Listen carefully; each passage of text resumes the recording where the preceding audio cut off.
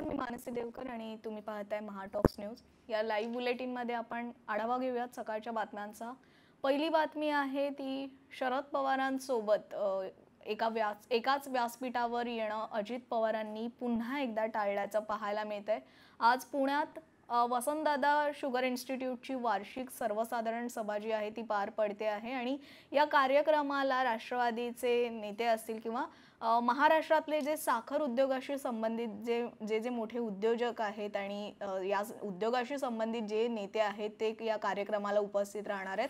त्याचबरोबर राष्ट्रवादीचे सर्वेसर्वा शरद पवार सुद्धा या कार्यक्रमाला उपस्थित राहणार आहेत। तसंच या कार्यक्रमाला अजित पवार यांना सुद्धा निमंत्रण होतं। मात्र हा कार्यक्रम जो आहे तो या कार्यक्रमाला अजित पवार आणि शरद पवार हे दोघेही उपस्थित राहणार का? एकाच व्यासपीठावर दोघेही नेते राष्ट्रवादीचे हे दोन नेते पाहायला मिळणार का, अशी चर्चा कुठेतरी रंगली होती। मात्र सप्टेंबरमध्ये जेव्हा राष्ट्रवादीची एक बैठक पार पडली होती, या बैठकीला अजित पवारांनी पाठ फिरवली होती। तसंच नुकतंच जे नाट्य संमेलन पार पडलं आहे, या मराठी नाट्य संमेलनाच्या कार्यक्रमाला सुद्धा अजित पवारांनी दांडी मारली होती। शरद पवार त्यावेळेस उपस्थित होते, त्यामुळे आता सुद्धा अजित पवार या कार्यक्रमाला उपस्थित राहणार की पुन्हा एकदा शरद पवार या कार्यक्रमात असल्यामुळे ते या कार्यक्रमाला दांडी मारणार, अशा चर्चा रंगलेल्या असताना आज पुन्हा एकदा अजित पवार यांनी एकाच मंचावर येणं, शरद पवारांसोबत एकाच मंचावर येणं टाळलं आहे। अजित पवारांनी पुन्हा एकदा असं ही जी दांडी मारली, त्यामुळे आता पुन्हा एकदा चर्चा सुरू झाल्या आहेत। त्यामुळे हा जो कार्यक्रम होता, या कार्यक्रमाकडे खरं तर सर्वांचंच लक्ष लागलं होतं, सर्वांच्या नजरा या कार्यक्रमाकडे होत्या। दोन्ही पवार या कार्यक्रमाला उपस्थित राहणार का असं बोललं जात असताना अजित पवार येणार नाहीत अशी माहिती समोर आली आहे। यापूर्वी सुद्धा जे नाट्य संमेलन पार पडलं, या नाट्य संमेलनाच्या उद्घाटन सोहळ्याला शरद पवार उपस्थित होते, मात्र अजित पवारांनी येणं टाळलं होतं। आणि आता वसंतदादा शुगर इन्स्टिट्यूटच्या कार्यक्रमाला सुद्धा अजित पवार उपस्थित राहणार नाहीत। ऐनवेळी त्यांनी आपण येत नसल्याचं कारण सांगितलेलं आहे। अजित पवार गटाचे अनेक नेते यावेळी उपस्थित होते आणि हा जो VSIचा गेट आहे तिथे सगळेजण अजित पवारांच्या स्वागतासाठी आज उपस्थित होते, अजित पवार यांचं स्वागत करण्यासाठी। मात्र ऐन वेळेस अजित पवार येणार नाहीत असं सांगण्यात आलं। तसंच ही जी आपण सभा बोलतोय ती वसंतदादा शुगर इन्स्टिट्यूटची वार्षिक सर्वसाधारण सभा आहे, जी आज पुण्यात पार पडते। या सभेसाठी महाराष्ट्रातले साखर उद्योगाशी आणि शेतीशी संबंधित जे नेते आहेत, उद्योजक आहेत, हे सर्व उपस्थित राहणार आहेत। तर शरद पवार हे सुद्धा VSIचे अध्यक्ष आहेत म्हणून या कार्यक्रमाला उपस्थित राहिले आहेत। तसंच अजित पवार हे या कार्यकारी मंडळाचे सदस्य आहेत, त्यामुळे VSIचे अध्यक्ष या नात्याने शरद पवार या कार्यक्रमाला उपस्थित राहणार आहेत। तर कार्यकारी मंडळाचे सदस्य म्हणून अजित पवार सुद्धा या कार्यक्रमाला उपस्थिती लावणार का असं बोललं जात होतं आणि ते सुद्धा या कार्यकारी मंडळाचे सदस्य या नात्याने ते सुद्धा या कार्यक्रमाला उपस्थित राहणार होते आणि VSI तर्फे हा कार्यक्रम आयोजित करण्यात आला होता। ह्या बैठकीसाठी इथं शरद पवार गटातून जयंत पाटील असतील, रोहित पवार असतील हे उपस्थित आहेत। तर अजित पवार गटाकडून सुद्धा दिलीप वळसे पाटलांसारखे नेते उपस्थित आहेत आणि अजित पवार या कार्यक्रमाला त्यांनी पाठ फिरवली असल्याचं पाहायला मिळते।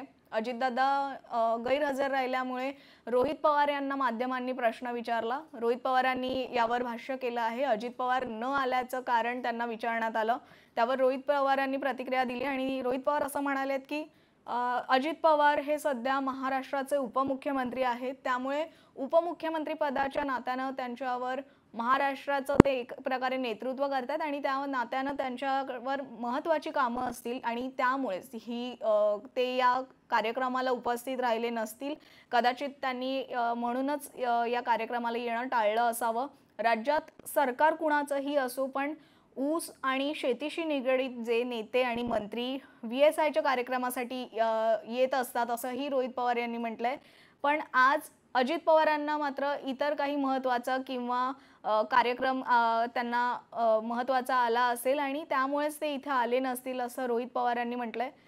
तसंच एकट्या अजित पवारांवर सुद्धा राज्याची जबाबदारी आहे, म्हणूनच ते आले नसावेत. कदाचित मुख्यमंत्री एकनाथ शिंदे आणि दुसरे उपमुख्यमंत्री देवेंद्र फडणवीस हे तेवढे कार्यक्षम नसतील आणि त्यामुळेच अजित पवार आता काम करत असतील, असा टोला सुद्धा यावेळी रोहित पवार यांनी लगावलाय.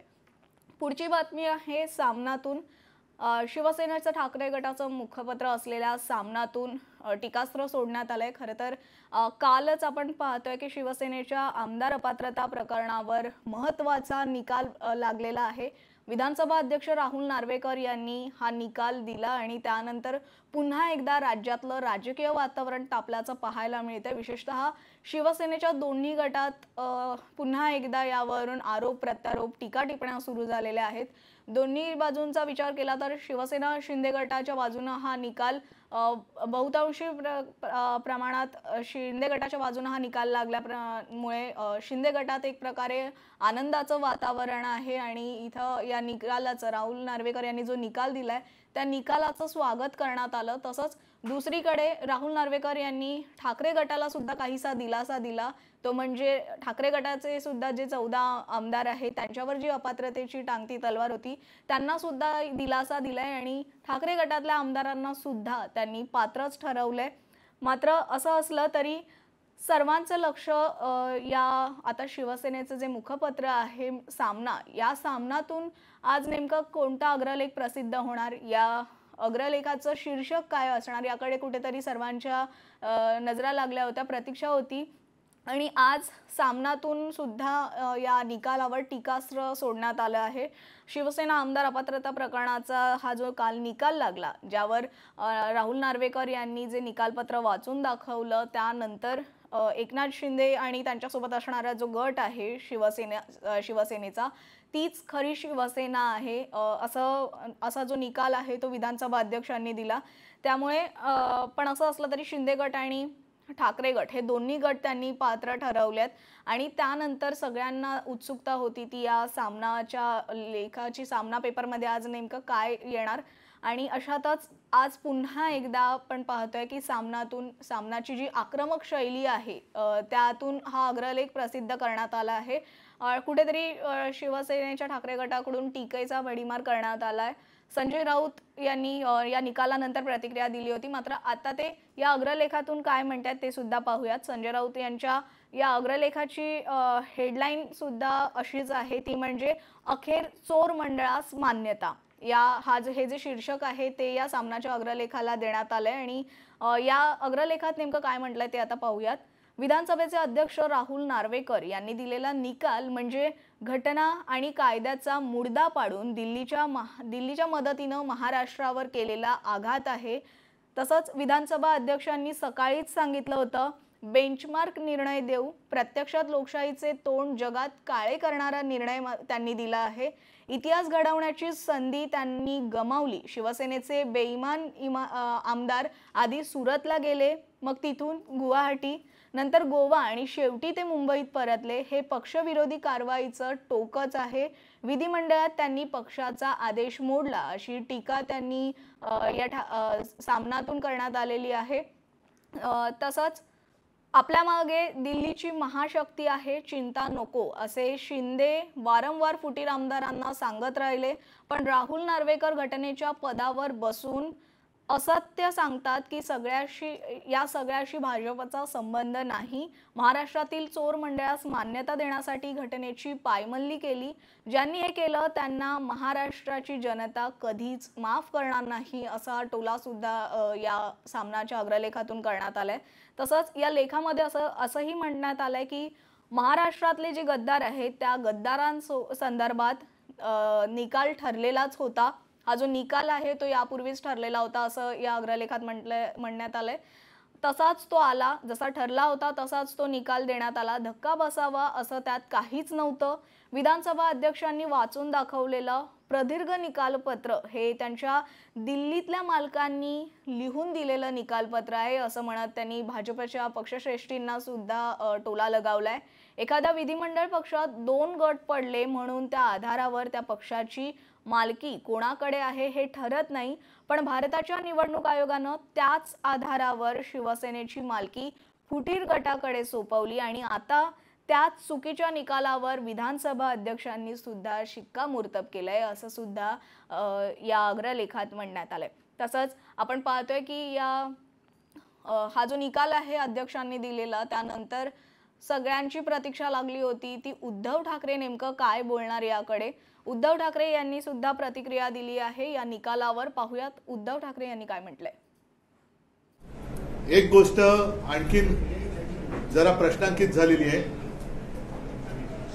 की लोकशाहीची तर यांनी हत्या केलीच, पक्षांतर बंदी कायदा अधिक मजबूत करण्याच्या ऐवजी पक्षांतर कसं करावं अथवा पक्षांतराचा राजमार्ग कसा असायला पाहिजे हा त्यांनी आज दाखवून दिला। स्वतः त्यांनी 2-3 पक्ष बदललेले आहेत, त्याच्यामुळे त्यांच्या भावी वाटचालीतला अडथळा कदाचित त्यांनी आज दूर करून घेतला असेल।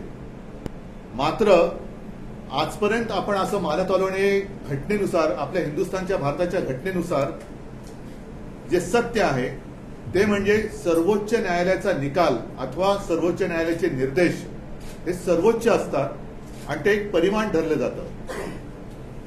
पण ह्या नार्वेकरांनी आज जो काही निकाल दिला, काल आपल्याला सर्वांना कल्पना आहे की अनिल परब यांनी सर्वोच्च न्यायालयाने काय निर्देश दिलेले आहेत, काय एक चौकट दिलेली आहे, त्या चौकटीच्या अंतर्गत काय निर्णय घ्यायला पाहिजे अथवा काय चौकशी करायला पाहिजे हे स्पष्ट निर्देश सर्वोच्च न्यायालयाने दिलेले होते। ते संपूर्णपणे धाब्यावर बसले, पायदळी तुडवले आणि जणू काही आमच्या मागे महाशक्ती आहे, आम्ही सर्वोच्च न्यायालयात सुद्धा जुमानत नाही हे आजच्या त्यांच्या निकालातनं दिसून आलेलं आहे। निकालामुळे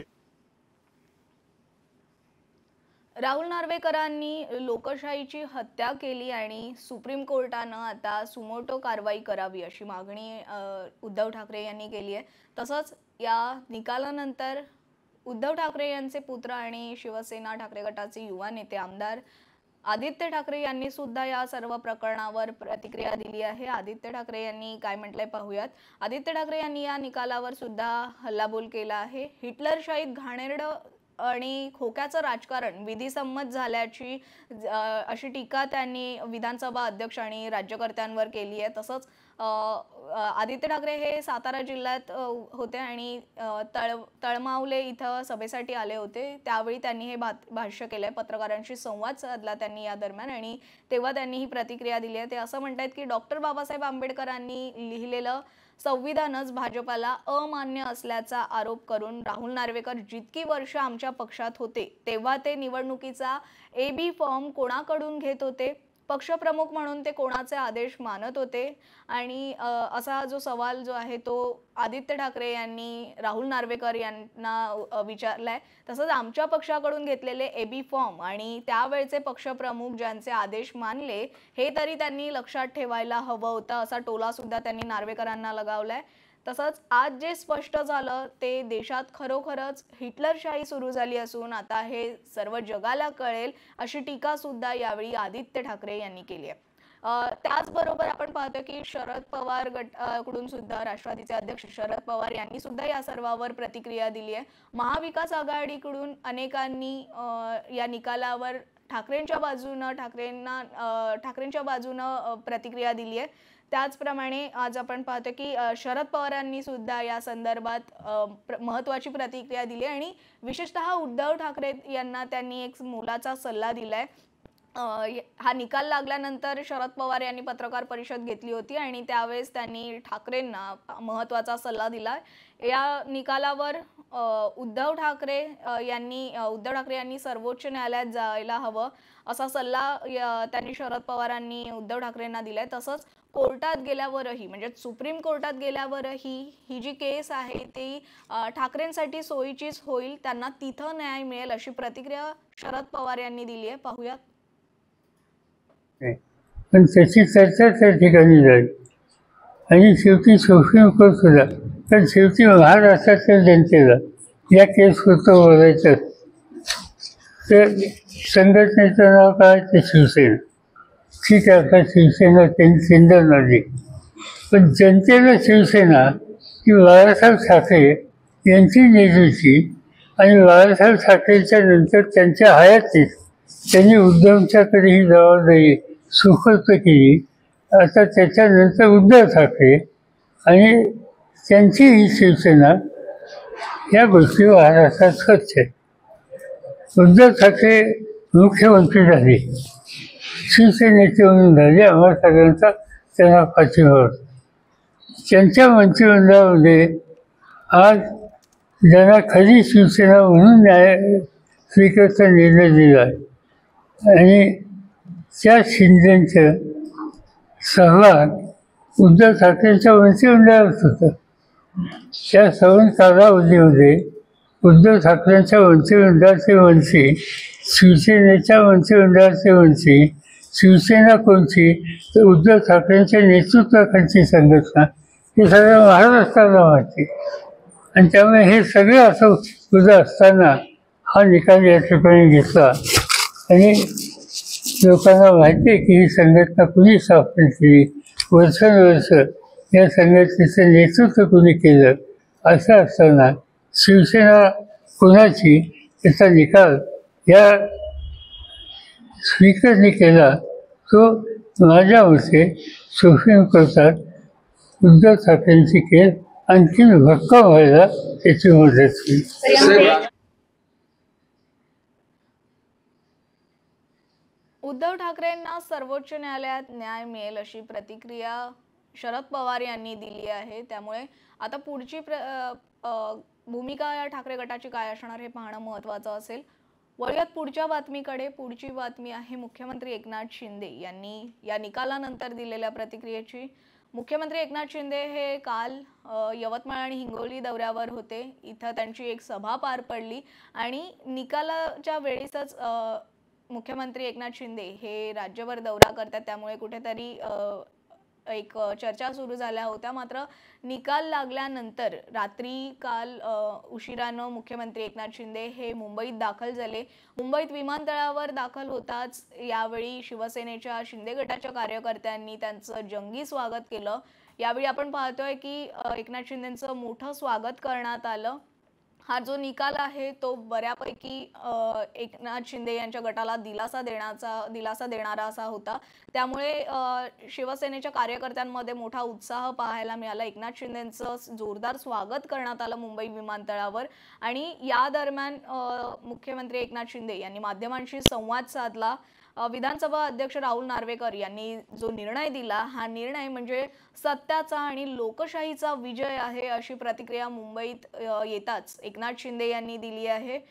हुकुमशाहीनं पक्ष चालवणाऱ्यांना या निर्णयामुळे राहुल नार्वेकर यांच्या या निर्णयामुळे आता चांगलाच झटका बसला असेल असं सुद्धा त्यांनी उद्धव ठाकरे यांना टोला लगावलाय. रात्री मुख्यमंत्री एकनाथ शिंदे माध्यमांशी बोलत होते आणि त्यावेळेस त्यांनी ही प्रतिक्रिया दिली आहे. यावेळी एकनाथ शिंदे असंही म्हणालेत की विरोधक कुणालाच मानत नाहीत, निवडणूक आयोग आणि न्यायालयाला सुद्धा ते मानत नाहीत.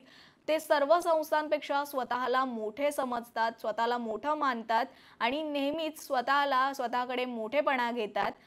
सुप्रीम कोर्टाला सुद्धा अनेक सल्ले देण्याचे काम त्यांनी केलंय आणि म्हणूनच आज त्यांना हा निर्णय म्हणजे त्यांच्यासाठी एक मोठी चपराक आहे असं एकनाथ शिंदे यांनी म्हटलंय. तसंच 2019 मध्ये त्यांनी जनतेसोबत बेईमानी केली आणि म्हणूनच त्यांच्यासाठी हा मोठा फटका आहे, ही मोठी चपराक आहे अशी टीका मुख्यमंत्री एकनाथ शिंदे यांनी शिवसेनेचे ठाकरे गटाचे पक्षप्रमुख उद्धव ठाकरे यांच्यावर केली आहे.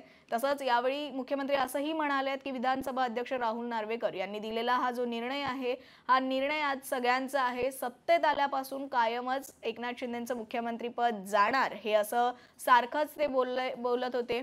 महाविकास आघाडीकडून सुद्धा अशी टीका वारंवार करण्यात येत होती आणि असं असलं तरी आजही अजूनही मी सत्तेत कायम आहे, मुख्यमंत्रीपदी सुद्धा मीच विराजमान आहे. हुकुमशाहीनं पक्ष चालवणाऱ्यांना या निर्णयामुळे मोठा झटका मिळालाय. हा निकाल म्हणजे लोकशाहीचा विजय आहे, महाराष्ट्रातल्या तमाम जनतेचा हा विजय आहे. आजचा जो निर्णय झालेला आहे तो प्रत्येक ठिकाणी एक माइलस्टोन ठरणार आहे.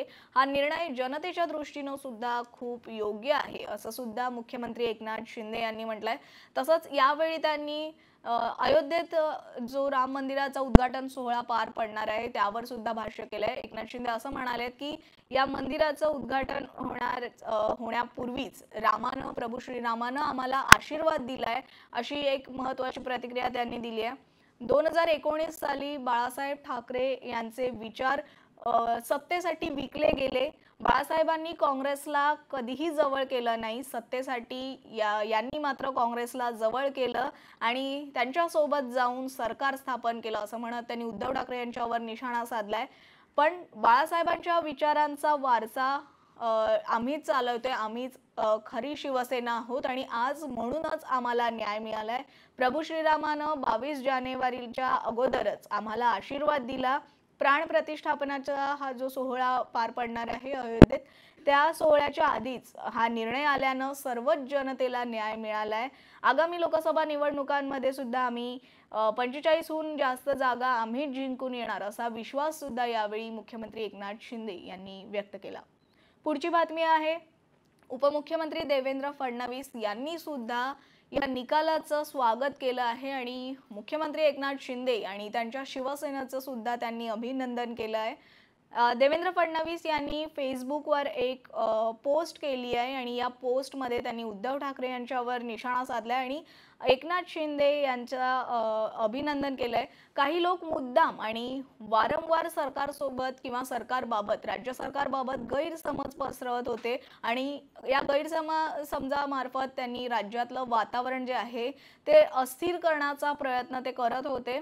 मात्र बुधवारी विधानसभा अध्यक्षांनी जो नियमांचा दाखला देत जो आदेश दिला, जो निकाल सादर केला, त्यानंतर मात्र आता तरी कुणाच्या मनात सरकारच्या स्थैर्याबाबत शंका राहण्याचं कारणच नाही अशी टीका त्यांनी केली आहे. आणि यावेळी त्यांनी असंही म्हटलंय की मी पुन्हा सांगतो, हे महायुतीचं सरकार आपलं कार्यकाळ पूर्ण करेल अशी प्रतिक्रिया देवेंद्र फडणवीस यांनी दिली आहे. फेसबुक पोस्ट करत त्यांनी मुख्यमंत्र्यांचं अभिनंदन केलंय. यामध्ये ते असंही म्हणतायत की मुख्यमंत्री एकनाथ शिंदे यांच्या नेतृत्वात राज्यात सरकार स्थापन करताना संवैधानिक आणि कायदेशीर प्रक्रियेचं संपूर्णतः पालन करण्यात आलेलं होतं आणि आताही त्यामुळेच हे सरकार जे आहे ते मजबूत आणि भक्कम आहे. हे तर आम्ही सुरुवातीपासूनच सांगत होतो आणि त्यामुळेच सर्वोच्च न्यायालयाने सुद्धा आपल्या आदेशात हे सरकार बरखास्त करण्याचा कुठलाही आदेश देण्याची गरज नाही असं स्पष्टही केलं होतं असं म्हटलंय. पण काही लोक मुद्दाम आणि वारंवार सरकारबाबत गैरसमज पसरवून राज्यातलं वातावरण अस्थिर करण्याचा प्रयत्न करत होते. आज विधानसभा अध्यक्षांच्या निकालानंतर मात्र आता कुणाच्याही मनात सरकारच्या बाबत शंका राहण्याचं कारण नाही अशी प्रतिक्रिया यावेळी देवेंद्र फडणवीस यांनी दिली आहे. तसंच यानंतर त्यांनी एकनाथ शिंदे आणि त्यांच्या सहकाऱ्यांचं मी मनापासून अभिनंदन करतो असंही म्हटलंय. यानंतर आपण पाहतोय की या निकालानंतर भाजपकडून सुद्धा, भाजपच्या अनेक नेत्यांकडून शिवसेनेच्या या निकालावर प्रतिक्रिया देण्यात आली आहे. एकनाथ शिंदे आणि त्यांच्या शिवसेनेचं या भाजपच्या नेत्यांनी स्वागत केलंय. तसंच यावेळी अनेकांनी उद्धव ठाकरे यांच्या शिवसेनेवर सुद्धा निशाणा साधलाय. अशातच प्रतिक्रिया आली आहे ते नारायण राणे यांचे चिरंजीव आणि भाजपचे आमदार नितेश राणे यांची. नितेश राणे यांनी काय म्हटलंय पाहूयात. ठाकरे आणि त्यांच्या उर्वरित आमदारांना विचारायचं आहे की आता तर तुम्ही शिवसेनेचे म्हणजे माननीय एकनाथ शिंदे साहेबांची शिवसेना, जी हिंदू हृदय सम्राट बाळासाहेब ठाकरेंची शिवसेना आहे, त्याचे आमदार आहात. कारण का निकालानुसार खरी शिवसेना म्हणजे एकनाथ शिंदे साहेबांची आहे. म्हणजे एकनाथ शिंदेजी हे आदित्य ठाकरे आणि उर्वरित आमदारांचे पक्षप्रमुख झाले, त्यांचे मुख्य नेते झाले. मग आता त्यांनी बजावलेला व्हीप ह्यांना मान्य करायलाच लागेल, ऐकायलाच लागेल. मग आता एकनाथ शिंदेजींना आपला नेता मानावाच लागेल, नाहीतर ही एकनाथ शिंदेजींच्या कृपेने मिळालेली जी आमदारकी आहे त्याच्या समोर पुढे तुम्ही तुमचं नाव लिहिता, ती आमदारकीचा राजीनामा द्या आणि बाजूला व्हा. सांगा आम्हाला एकनाथ शिंदेजींचं नेतृत्व पसंत नाहीये, दाखवा धाडस राजीनामा द्यायचा. आता बघू की खरा गद्दार कोण, खऱ्या शिवसेनेची गद्दारी करतो कोण. आता ह्याचं उत्तर येणाऱ्या दिवसात महाराष्ट्राला निश्चित पद्धतीने भेटेल. पुढच्या बातमीकडे वळूयात. खरं तर संपूर्ण महाराष्ट्रासह देशाच्या राजकीय वर्तुळाचं लक्ष लागून राहिलेल्या शिवसेनेच्या या निकालात राहुल नार्वेकर यांनी खरी शिवसेना म्हणजे एकनाथ शिंदे यांचीच शिवसेना आहे असं म्हणत शिंदेंच्या 16 आमदारांना पात्र ठरवलं आणि या निकालानंतर विविध प्रतिक्रिया येऊ लागल्यात. त्याचबरोबर कायदेतज्ञ आणि ज्येष्ठ वकील उज्ज्वल निकम यांनी सुद्धा प्रतिक्रिया दिली आहे. उज्ज्वल निकम यांनी नेमकं काय मत मांडलंय ते आपण पाहणार आहोतच. खरं तर शिवसेना हा पक्ष नेमका कुणाचा हा निकाल देताना राहुल नार्वेकर यांनी असं म्हटलं की शिवसेना पक्ष अधिकृतपणे शिंदे गटाचाच आहे असं त्यांनी यावेळी स्पष्ट केलं. आणि याविषयीच बोलताना उज्ज्वल निकम यांनी प्रतिक्रिया दिली आहे. त्यांनी त्यांचं मत मांडलंय. पाहूयात उज्ज्वल निकम यांनी काय म्हटलंय. नवीन बाबींचा स्पष्ट त्यांनी उल्लेख केलेला आहे.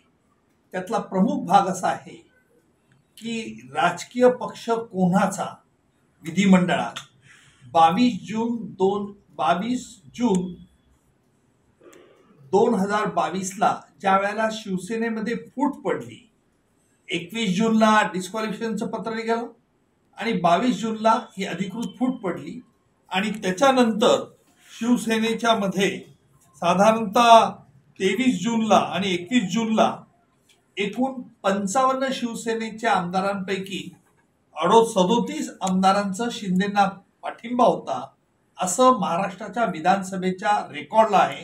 ही बाब अध्यक्षांनी स्पष्ट केली. आजच्या सुनावणीमध्ये अध्यक्षांनी प्राथमिक मुद्दा असा घेतला की शिवसेना कोणाची हा मुद्दा ठरविताना त्यांनी 3 गोष्टींचा साधारणपणे विचार केला. पहिली गोष्ट त्यांनी विचार केला की पार्टीचं लीडरशिप स्ट्रक्चर काय आहे आणि दुसरा मुद्दा पार्टीची घटना, शिवसेना पक्षाची घटना काय म्हणते आणि शिवसेना पक्षावरती निवडून आलेले लेजिस्लेटिव्ह मेंबरांची संख्या, मेजॉरिटी कोणाच्या बाजूने. या घटनेच्या संदर्भात भाष्य करताना अध्यक्षांनी हे स्पष्ट केलं की जी निवडणूक आयोगाच्या पटलावरती जी 2018ला जी घटना रजिस्टर झालेली आहे, साधारणतः 4 एप्रिल 2018ला या घटनेमध्ये काही बदल करण्यात आले होते आणि ते बदल निवडणूक आयोगाने स्वीकारले नव्हते. त्याच्यामुळे 4 एप्रिल 2018ची पूर्वीची जी घटना शिवसेनेची ती त्यांनी ग्राह्य धरली. अर्थात पक्षप्रमुख हे पद शिवसेनेच्या घटनेबद्दल उल्लेख करताना अध्यक्षांनी ही बाब स्पष्ट केली की राष्ट्रीय कार्यकारिणी ही महत्वाची आहे आणि राष्ट्रीय कार्यकारिणीचे जे सभासद असतील त्यांचा मेजॉरिटीचा डिसिजन हा महत्वपूर्ण आहे आणि तो पक्षाची ध्येय धोरण ठरवेल, फक्त पक्षप्रमुख ठरवणार नाही असं अध्यक्षांनी स्पष्ट केलं. आणि त्यामुळे अध्यक्षांनी हा घटनेला जोर दिला आणि नेतृत्व आणि बहुमत, विधिमंडळात बहुमत शिंदे गटाचं मान्य केलं. त्यामुळे शिंदे गटांचं ज्या वेळेला या पक्षात फूट पडली 21 जून 2022ला, त्यावेळेला शिंदे गटाचं प्राबल्य विधिमंडळाच्या रेकॉर्डप्रमाणे होतं. म्हणून शिवसेना हा अधिकृत पक्ष शिंदे गटाकडे आहे असं त्यांनी आपलं स्पष्टपणे आपल्या निकालपत्रात नमूद केलेलं आहे. आज विधिमंडळात एकनाथ शिंदे यांच्याकडे बहुमत असल्यामुळे विधानसभा अध्यक्ष राहुल नार्वेकर यांनी त्या आधारेच एकनाथ शिंदे यांच्या बाजूने हा निकाल दिलाय असं उज्ज्वल निकम यांनी म्हटलं. तसंच राष्ट्रीय कार्यकारिणीचा बहुमताचा विचार करून सुद्धा विधानसभा अध्यक्षांनी हा निकाल दिलाय असंही उज्ज्वल निकम यांनी म्हटलंय. मात्र एखादा निर्णय हा केवळ पक्षाचा प्रमुखच घेऊ शकत नाही तर राष्ट्रीय कार्यकारिणीला सुद्धा अधिकार असल्याचं शिवसेनेच्या घटनेत म्हटलंय असं नार्वेकरांनी म्हटलं होतं. आणि पक्षफुटीनंतर रेकॉर्डवर एकनाथ शिंदे यांनाच सर्वाधिक पाठिंबा असल्याचं समोर आलं आणि त्यामुळे शिवसेना हा पक्ष एकनाथ शिंदे यांच्याच गटाचा असल्याचं आतापर्यंतच्या या निकालावरून स्पष्ट होत आहे असं सुद्धा निकम यांनी म्हटलंय. दरम्यान या बातमी सत्रात तुर्तास इथंच थांबूयात. पाहत राहा महाटॉक्स न्यूज.